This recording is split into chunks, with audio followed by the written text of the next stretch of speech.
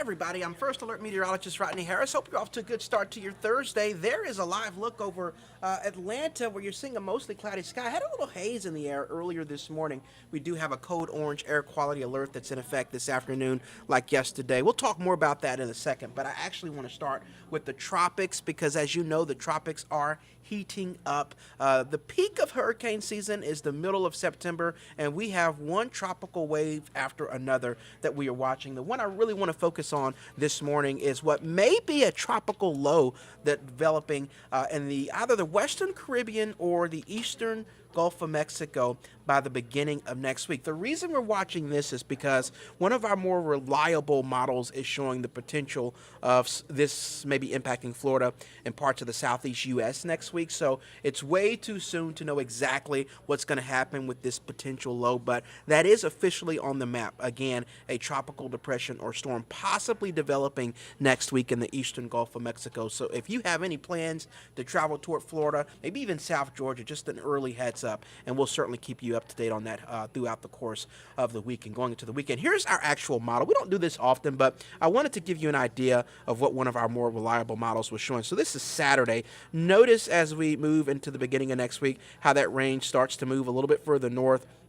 Again, a potential low developing that could be just off the coast of Florida. So that's why you see that heavier range just west of Tampa and Miami. You can't really focus on one model in situations like this, especially with the low not even developing yet. But we just want to give you an idea of what will be possible next week. So we'll definitely keep you up to date behind the scenes on what we're looking at. Again, tropical depression or tropical development possible in the eastern Gulf of Mexico early next week. Now we'll bring it back to Atlanta where we are seeing mostly clear sky. So here's our air quality alert. It's a code orange like yesterday, and this is for sensitive groups. So if you have any issues with your lungs, like respiratory issues, the elderly, and also younger children, try to avoid being outdoors for a long period of time this afternoon because of that poor air quality, which goes hand in hand with the heat. So want to get to the heat because we do have 3 first alerts for extreme heat over the entire weekend for Friday, Saturday, and Sunday. And to better explain why we have these first alerts, I created this chart. Anytime the heat index is 100, that's really, really hot, but not necessarily dangerous.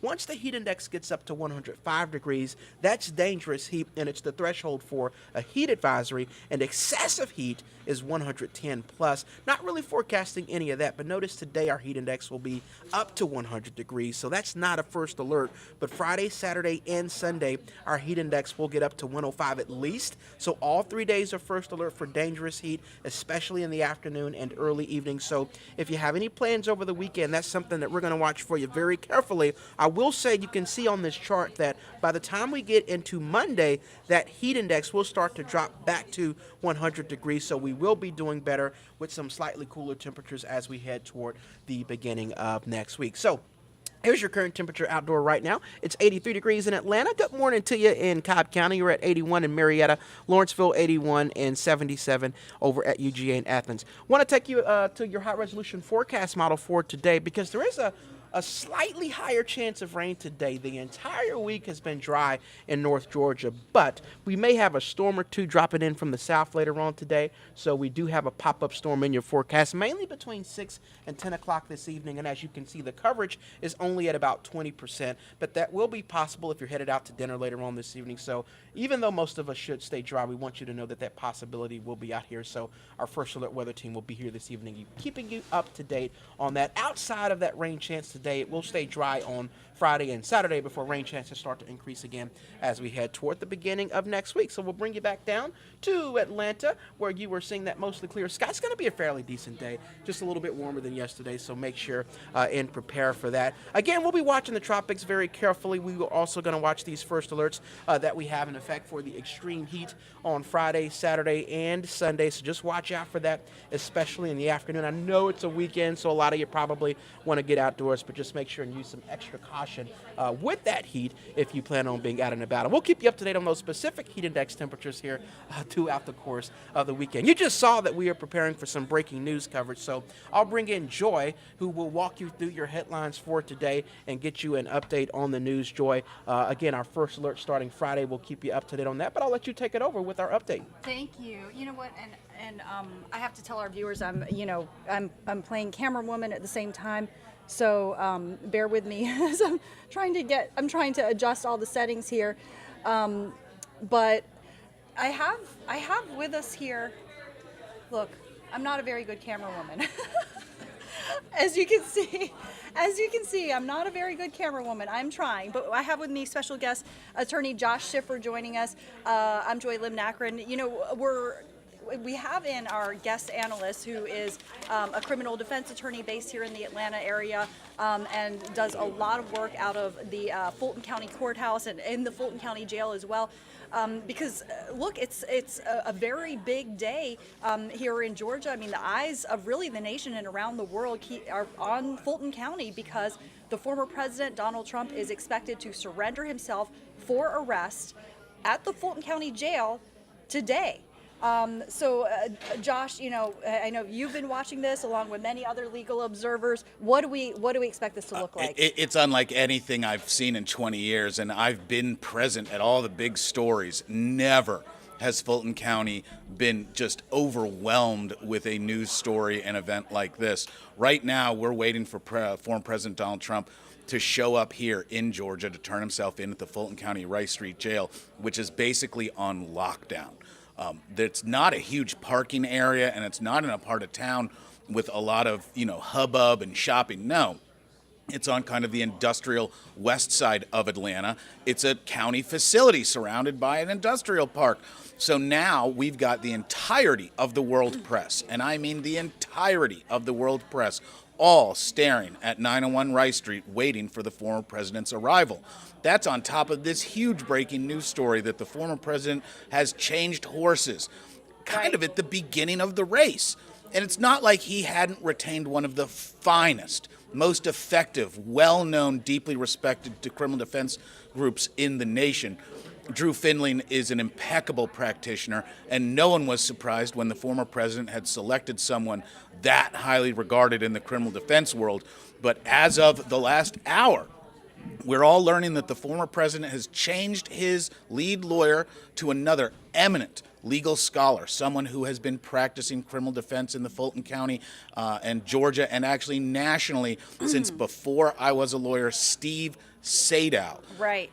Yeah, and actually, as you're talking, I pulled up the story on our website, atlantanewsfirst.com, if folks want to check this out, because there's so many developments. Moment by moment, we are getting new updates. Check out atlantanewsfirst.com. Also, make sure that you download our free Atlanta News First app. But you can see the headline right here, Trump replaces top Georgia lawyer Drew Findling ahead of surrender in Fulton County. Josh, you were talking a little bit about Steve Sadow, the new attorney who is expected to lead the defense for the former president, at least for now. He's got some very big name clients, including Gunna, I understand. Yeah, Mr. Sadow is a legitimate legal legend here in Georgia, the Southeast, and nationally, due to his roster of high-profile individuals. Steve Sadow, when he was a younger lawyer, ended up working with just this kind of core group that have now become very prominent in the criminal defense and prosecution world. So he has personal relationships with not just Fonnie Willis, but a lot of people in the prosecutorial universe, federal and state. He lives in this universe during his normal representations. Mr. Sadow has represented many very prominent individuals with what we call bet the farm litigation, where there is no waffling, there is no middle ground. It's all or nothing. We're talking about cases like the Gold Club case, a notorious adult entertainment venue that captured the nation's attention due to a prominent prostitution gangster issue, and the alleged mafia was deeply involved, organized crime in the Southeast. Steve Sadow has also personally represented people like T.I., Gunna, Rick Ross, some of the most prominent entertainers Well, that we have strong connections to here in Georgia. Very interesting, because we know that Gunna, the rapper, was charged with racketeering, and according to the indictment, I guess it was alleged that he received some stolen property, was in possession of drugs, intent to distribute accusations. I think it was like meth, marijuana, hydrocodone. At any rate, the important thing is the RICO charges here, because one of the really significant features of this massive case, this alleged election interference case here in Georgia, is that all 19 co-defendants, some of the most powerful politicians and attorneys in the nation, are charged with RICO. And it's especially noteworthy when it comes to Rudy Giuliani, the former New York City mayor, the former Trump president, former prosecutor, who really kind of made a name for himself by using racketeering laws to prosecute New York mob members, right? Yeah, absolutely. And RICO really is at the heart of this story. It's what makes the case special and different. And it's because RICO is an extra set of tools available to the state that are extraordinarily powerful when it comes to how everybody involved in the alleged racketeering organization can be pressured by the state specifically to cooperate. Mr. Sadow is deeply experienced with RICO cases, because when the big cases come, since RICO is such a powerful tool, it's oftentimes included when the state or federal government is really trying to squeeze and lean on an individual defendant or group of defendants. So Mr. Sadow will have a strong team. Mr. Sadow also regularly brings aboard co-counsel from his giant network, people that I'm very proud and honored to know. As interesting as Mr. Sadow's name being attached as the president's lead lawyer, I'm fascinated to know who he is going to bring in to assist in what is going to be one of the most complicated defenses any court has ever seen. We've got 19, like you say, of the most powerful politicians and lawyers in the nation, certainly in the Southeast, facing bet the farm charges. That is a unique situation. We don't know how the system is going to respond, other than the fact that our institutions are strong and resilient. And as we're already seeing with the motions work and rulings involving the Mr. Meadows motion to remove, there's a lot of this story that we don't know what's going to happen. I was just reading, you mentioned, because you're talking about T.I. being a client of Steve Sadow. I didn't know that, I have to admit, until you just told me. And I was looking at this disorderly conduct case that he was involved in, accused of disorderly conduct against a security guard. I don't know if do you know of any other cases where? T.I. who lives down the street. He's from the west side of Atlanta, where I live. T.I. is a well-known entertainer. He came up with a kind of classic tough streets upbringing, hit it huge with just thumping incredibly important Atlanta music, and has now become almost a political kingmaker by carefully spending his money and resources and investments with a focus on the downtown Atlanta area. At the same time, T.I. has a number of legal run-ins. This is a gentleman who was accused of literally filming a music video in the Rice Street jail. T.I. has spent a lot of time in Rice Street. He has also been accused previously of several different crimes, all of which have been resolved to the best of my knowledge. By Steve Sadow? You think it was all Steve Sadow, all of these cases were handled by him? Steve has definitely been representing T.I. for a while, and I believe he was the lead lawyer on the machine guns case, which was a very substantial threat to T.I.'s success. Okay, wow, that's very interesting. And I know it's something that the viewers here in Atlanta, they want to hear about. If you watch the movie ATL, I have, with T.I. And obviously, the father of trap. So, I mean, he's really kind of put Atlanta. And he's a guy that I had met before he was famous, because that's the Atlanta story. Exactly. What's so important for people not from here to realize is our community isn't huge. It's a big city, but it's not so big that you necessarily get lost. And the young people that come up out of our schools and make a mark in the entertainment, business, legal world, it's common that they are regular people in our community that we interact with daily. And that's a big part of the Atlanta story. So with Steve Sadow, he's a big deal. He's got strong ties here in Atlanta. Well known a criminal defense attorney in Atlanta. So now we know he has represented very big names in our community, world famous names like T.I., like Gunna. And not just Georgia. I mean, not, Yeah. limit that. Mr. Sadow is called upon in jurisdictions across the nation the more that his prominence has grown. So what do you anticipate his defense to look like for the former president? I can't tell you, and really, my mind is kind of spinning. Every good lawyer has been canned by a client. Don't think that is some sort of insult that is heartbreak. No, lawyers get fired by clients, especially in a criminal context, all the time because of what we're dealing with. You have to, as a client, have a strong connection, your telly, your intimate link with your client if you're going to represent them the best way possible. And for all we know, that link wasn't established between Mr. Drew Finley and the former president. The former president, unfortunately, well known to be a difficult client. There is a host of lawyers that have previously represented the president, and they have been quite public with some of their criticisms and critiques of that attorney-client relationship. So I don't know whether there was a breakdown between Mr. Finley and the president personally, whether there was a call about strategy or what the justification is, only that what I can tell you now, one more very prominent lawyer is off the list of available criminal defense lawyers for anybody involved in the Trump 19 case. All right, so now I want to talk about what today is going to look like because, so far we have seen, let me just make sure I've got my count right. 6 of the 19 defendants have surrendered so far, so that would include... I believe we're at a larger number now. Is it a larger number? I think that we've got some more. I think we're above 10 or 12 at least. Okay. Bond agreements have been reached for majority of the defendants in this case. So what we saw yesterday, for instance, with Rudy Giuliani was his team first went to the courthouse, they arranged for a bond agreement, and then I guess they went off to the jail and he went and got processed.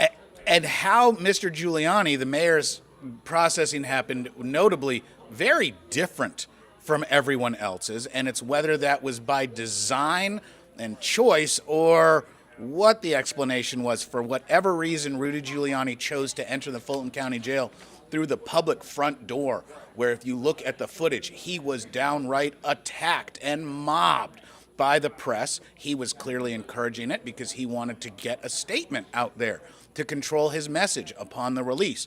But he did not take advantage of that back door entrance to the jail, typically used by law enforcement, that pretty much every single other Trump 19 defendant has used. And that's to avoid that scrum of individuals and to keep this as controlled as possible. That was an affirmative choice, I'm hoping, from Mr. Giuliani, and not something that was an error or mistake or something like that. It certainly provided an interesting historical footnote. We expect the president to be showing up here sometime within the next several hours. And will he walk through the front door, or will he use the back and try to, mitigate the exposure?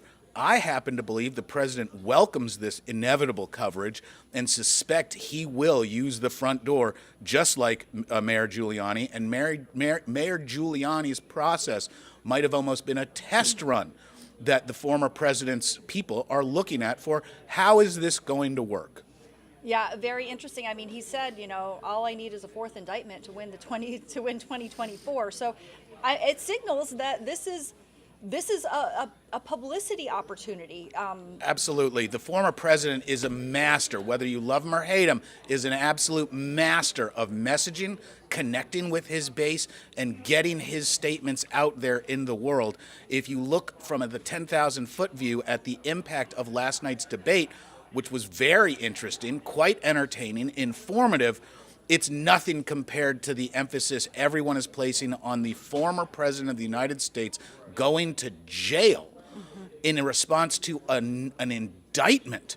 That is unbelievable and proves his dominance of the politics in this nation. Yeah, absolutely, absolutely. Well, you know what? It's all hands on deck here at Atlanta News First. We've got analysts like Josh standing by with us all day long.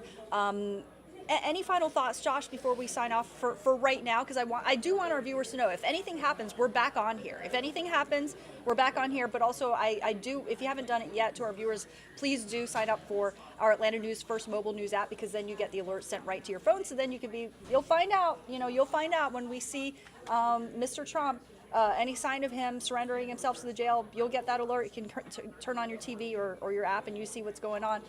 Any final thoughts, so Josh? Really, I just hope that everybody sits back, is patient. This is going to be really exciting, but speed in court, it's like a turbocharged snail.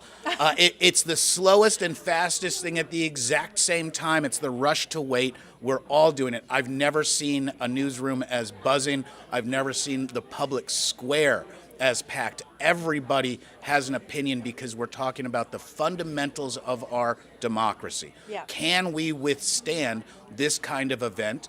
And what's the response going to be from all of our leaders from coast to coast? Yeah, absolutely. And, our next planned live stream where we discuss this is going to be 1 p.m. today. But, I have a good feeling that we're going to be on here sooner, because there seem to be developments constantly. And whenever there are, we're going to get up here. So thank you so much, Josh. Thanks so much to our viewers for joining us. Keep it right here on Atlanta News First and Atlanta News First Plus. And don't forget, sign up for that app so you get all the updates. And also, if you are on our website, check out, all you have to do is click on that Trump investigation tab. You see where my cursor is? And you get all of the headlines regarding the Trump investigation, because there's so much. And then you know what you need to catch up on if you're confused about anything. We have this section as well, where we lay out the key figures, the timeline, the grand jurors, everything. So, all right, thanks so much for being with us, and have a great day. I know.